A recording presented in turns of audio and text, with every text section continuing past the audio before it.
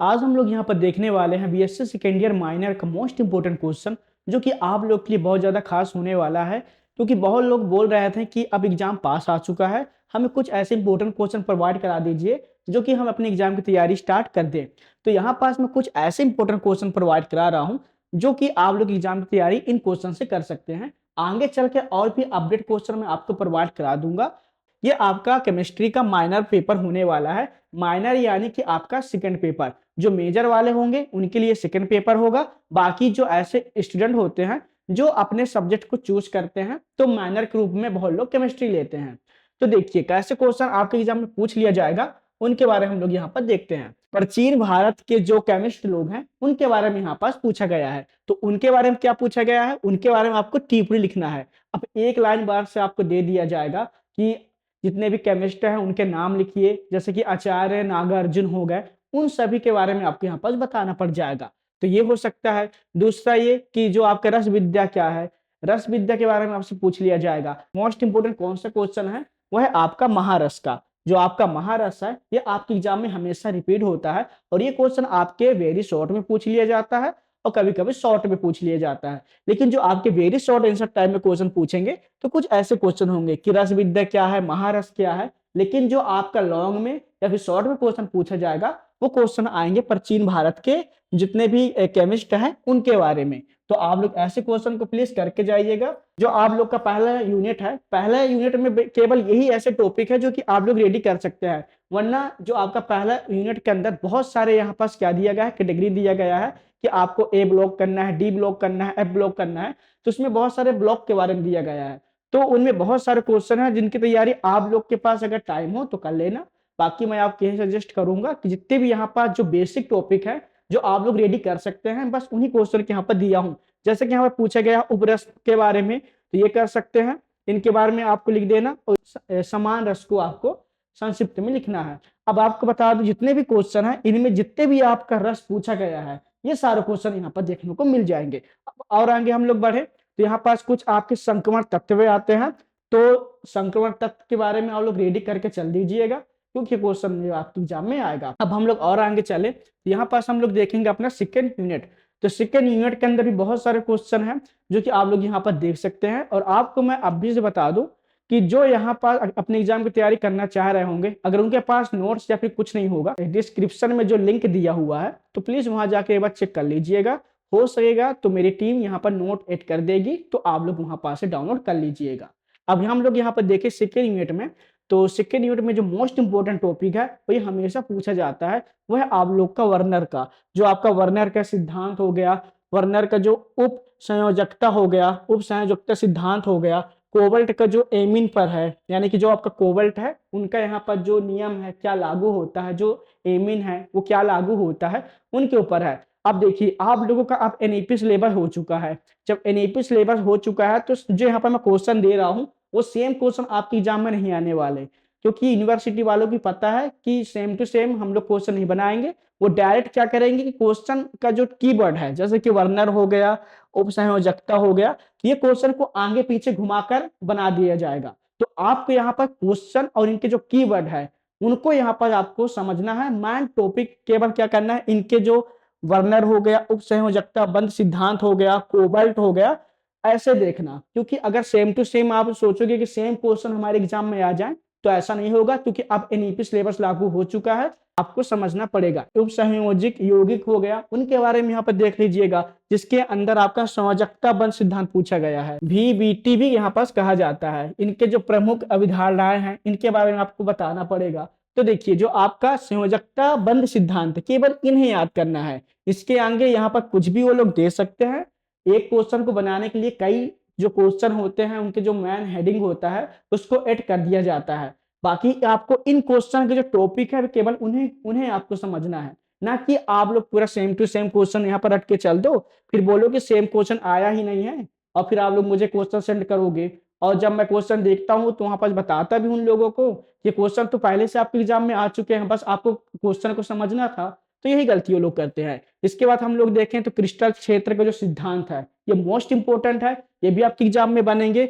और इसके अंदर ये संयोजकता व सिद्धांत है किस प्रकार भिन्न है। अब देखिए अगर आप लोग संयोजकता व सिद्धांत अच्छी तरीके से रेडी करे रहोगे तो आप लोग यहाँ पर क्रिस्टल क्षेत्र के बारे में तो लिख लोगे, लेकिन आपको ऑलरेडी यहाँ पर संयोजकता पर सिद्धांत के बारे में पता है, कि आप लोग इसको अपने अकॉर्डिंग भी बनाकर लिख सकते हैं। उसी क्वेश्चन को थोड़ा सा घुमा फिरा कर आप लिख सकते हैं, ऐसा कर सकते हैं। इसके बाद फिर यहाँ पर आ रहा है क्रिस्टल क्षेत्र सिद्धांत के आधार पर जो आपका अष्टफलकी के जो संकुल है, साथ में यहाँ पर जो चतुष्फलकी संकुल है, इसके अंदर आपका जो डी कक्ष है, इसके बारे में आपको बताना है। क्या बताना है? विस्फोटन के बारे में आपको बताना है। अब देखिए ये क्वेश्चन पूछा गया है, तो इनके बारे में देख लीजिए। इसके बाद क्रिस्टल क्षेत्र सिद्धांत की सहायता से संक्रमण धातु एवं संकुल के जो आपका क्या है चुंबकीय गुण है, उनके बारे में आपको क्या करना है, बताना पड़ेगा, उनके बारे में व्याख्या करना है। अब देखिए, अगर आप लोग क्रिस्टल टॉपिक को अच्छी तरीके से समझ लेंगे, क्रिस्टल टॉपिक से कितने सारे क्वेश्चन यहाँ पर बन रहे हैं, प्लस इसके साथ कितने क्वेश्चन यहाँ पर ऐड हो रहे हैं, तो बस आपके माइंड में इन्हें रखना है। इसलिए यहाँ पर मैं इंपॉर्टेंट क्वेश्चन बना रहा हूँ ताकि आप लोग यहाँ पर कंफ्यूज ना हो। फिर यहाँ पर पूछा गया और भी क्वेश्चन, जैसे कि क्रिस्टल क्षेत्र सिद्धांत से जो यहाँ पर संयोजकता बंध सिद्धांत है, सेम उन्हीं टॉपिक यहाँ पर ऐड किया गया है। तो कुछ इस तरह से क्वेश्चन यहाँ पर बनाए जाते हैं। क्या आगे हम लोग और देखें, एक मोस्ट इंपोर्टेंट टॉपिक ये है जो आपका उच्च चक्रण निम्न चक्रण, जो कि मोस्ट इंपोर्टेंट है, ये हमेशा आपके एग्जाम में आते ही है।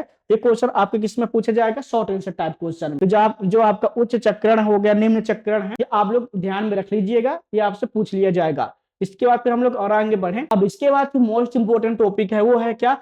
ईएएन का जो नियम है, इसके बारे में आपको व्याख्या करना है। और भी एक क्वेश्चन है, उसके बारे में और आपको बता दूंगा जब अपडेट क्वेश्चन बनाऊंगा, यानी कि अपडेट क्वेश्चन फिर से ऐड करूंगा इनमें से कौन कौन से क्वेश्चन आपके एग्जाम में आ चुके हैं।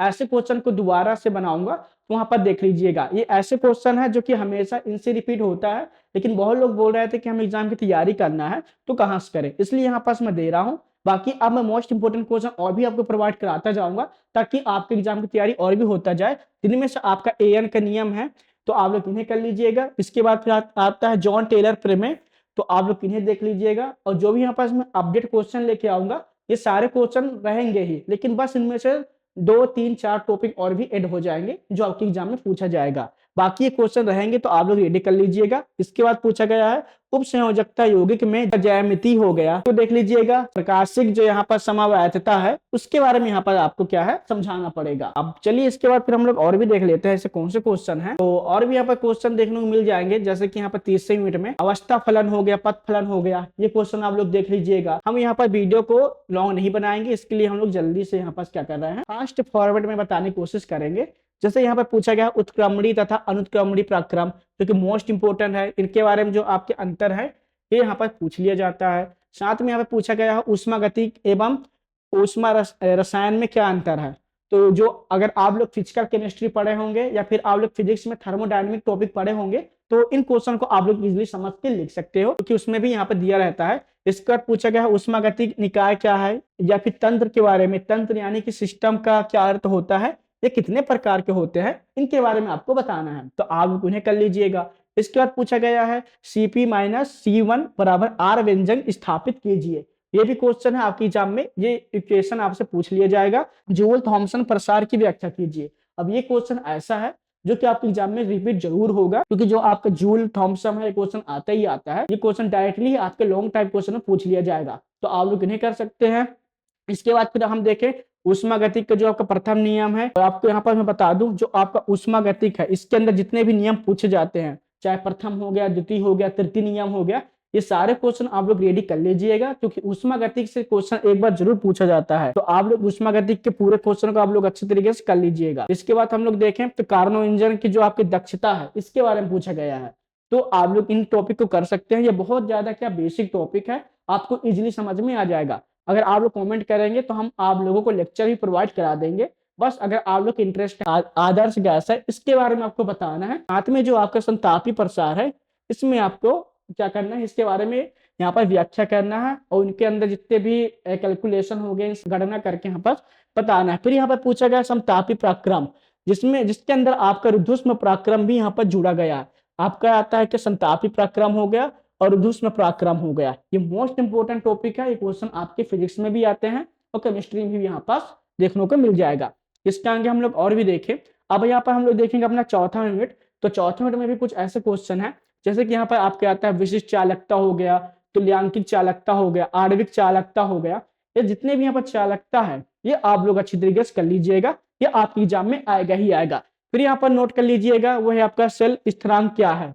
तो आप लोग सेल स्थिरांक देख सकते हैं, इसके अंदर जो कैसे इसको निर्धारण करते हैं इसके बारे में लिखना है। अब इन सारे क्वेश्चन को आप लोग प्लीज, आपको जो बताया हूं कि सेम टू सेम याद मत कर लीजिएगा, इनके जो मेन टॉपिक है इन्हें आप लोग समझ लीजिएगा। क्वेश्चन क्योंकि आपकी यूनिवर्सिटी वाले घुमा फिरा कर ही देने वाले हैं, तो आप लोग अपने माइंड में रख लीजिएगा। इसके बाद फिर पूछा गया है कोलेरस के नियम, जो कि वेरी मोस्ट इंपोर्टेंट क्वेश्चन है, आप लोग अच्छी तरीके से इन्हें कर लीजिएगा, क्योंकि ये क्वेश्चन आपके एग्जाम में रिपीट होना ही होना है। और ये हर साल रिपीट हो रहा है, 2022 में हुआ था, 23 में हुआ था, 24 में हुआ था, अब 2025 में भी यहाँ पर क्वेश्चन रिपीट होंगे, तो आप लोग इसको कर लीजिएगा। इसके बाद फिर अगला क्वेश्चन पूछा गया है क्या, वह है आपका प्रबल विद्युत, जो आपका डीवाई हुकेल का जो सिद्धांत है मोस्ट इंपोर्टेंट है। जो आप जितने भी आपके केमिस्ट्री में सिद्धांत या फिर नियम दिया जाता है उन लोग को आप लोग जरूर, उन क्वेश्चन जरूर फॉलो करिएगा। इसके बाद फिर आपके आता है आयनिक आयनिक गतिशीलता पर जो आपके निर्धारण, यहाँ पर आपका हिटॉर्क विधि है, इससे अच्छे तरीके से आप लोग वर्णन कर लीजिएगा। जितने भी यहाँ पर विधि हो गया, सिद्धांत हो गया, नियम हो गए, इन क्वेश्चन को आप लोग रेडी प्लीज करते जाइएगा। इसके बाद पूछा गया है चल सीमा पद्धति, इसमें यहाँ पर जो विधि द्वारा अभिगमनांक है इसके बारे में ही पूछा गया है। साथ में हम लोग देखेंगे चालकता सेल का जो चित्र है, जो आपका चालकता सेल है इसके अंदर जो आपका सचित्र का है, यानी कि डायग्राम आपको यहाँ पर बनाना है चालकता सेल के बारे में, तो आप लोग इसे देख लीजिएगा। इलेक्ट्रोड विभव हो गया, जिसके अंदर नर्नस सिद्धांत है, मोस्ट इंपोर्टेंट क्वेश्चन है। कौन सा क्वेश्चन है ये, इसमें तो सबसे पहले पूछा गया है क्या, इलेक्ट्रोड विभव पूछा गया, साथ में जो आपका नर्नस सिद्धांत है। तो प्लीज इन क्वेश्चन को आप लोग अच्छी तरीके से कर लीजिएगा, क्योंकि ये क्वेश्चन रिपीट होंगे ही होंगे, तो ये इंपॉर्टेंट क्वेश्चन है, आप लोग इन्हें देख लीजिएगा। इसके बाद फिर कौन सा क्वेश्चन है, रिडॉक्स विभव क्या है, इसके बारे में आपको समझना है। साथ में इसके द्वारा जो इलेक्ट्रोड विभव है, इसको यहाँ पर प्रभावित करने वाले जितने भी कारक हैं इसके बारे में आपको समझाना है। तो रिडॉक्स विभव के साथ आप लोगों को यहाँ पास क्या समझना है, इलेक्ट्रोड विभव।